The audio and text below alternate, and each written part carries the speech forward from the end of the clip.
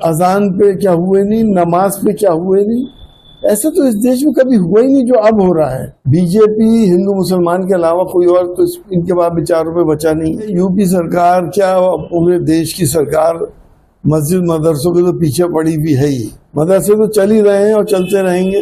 BJP क्यों इतनी डर रही है राहुल गांधी जी से जो अलटब इल्जाम लगा रहे हैं?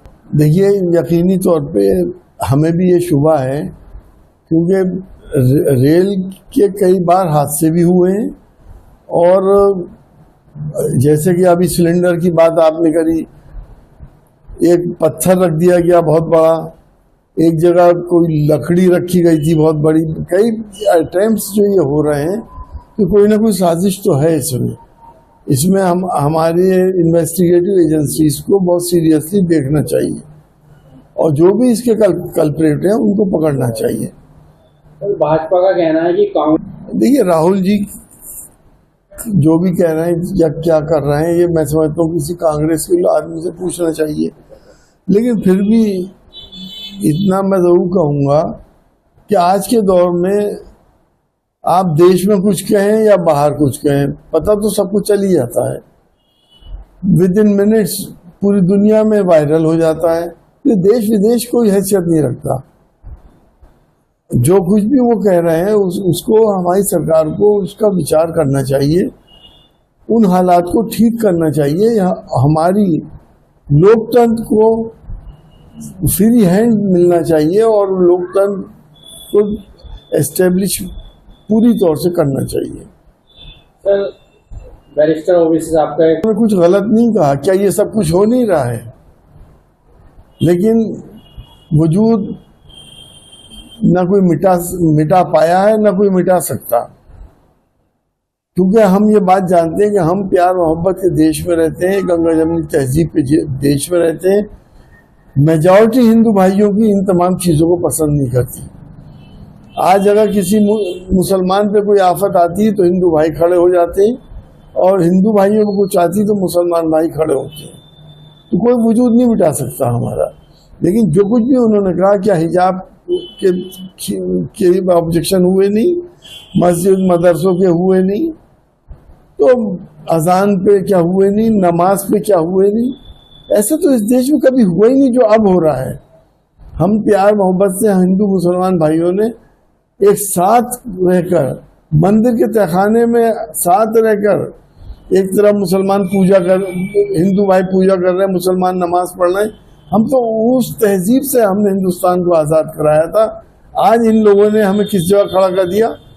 या मंदिर ना हो, या मस्जिद ना हो, या अजान ना हो, या नमाज ना हो, ये कोई तरीका है?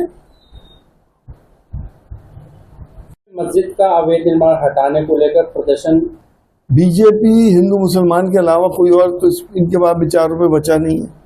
न विकास पे बात करेंगे, न रोजगार पे करेंगे, न ये और चीज़ों पे करेंगे। ये तो हिंदू मुसलमान करके वोट पोलराइज करते हैं, वही वहाँ पे एक तरीका ये अपना रहे हैं।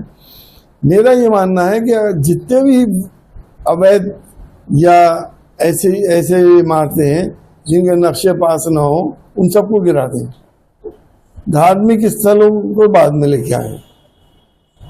तो क्या ये तो अवैध बता रहे हैं हिंदू संगठन उस मस्जिद को? अवैध वो इसलिए नहीं है क्योंकि वो वक्फ की जगह पे है और वक्फ की इजाजत से बनी हुई मस्जिद है।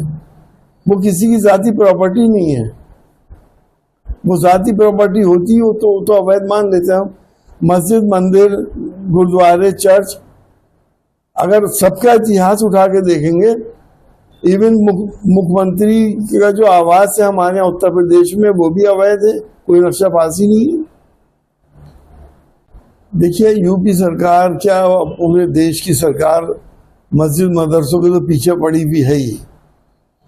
मान्यता जिन मदरसों की नहीं है, और अगर उनकी हो सकती है तो मेरी ये रिक्वेस्ट है यूपी सरकार से कि मान्यता दिला दें, उनके नॉर्म्स पूरे करा दें। मदरसे तो चल ही रहे हैं और चलते रहेंगे।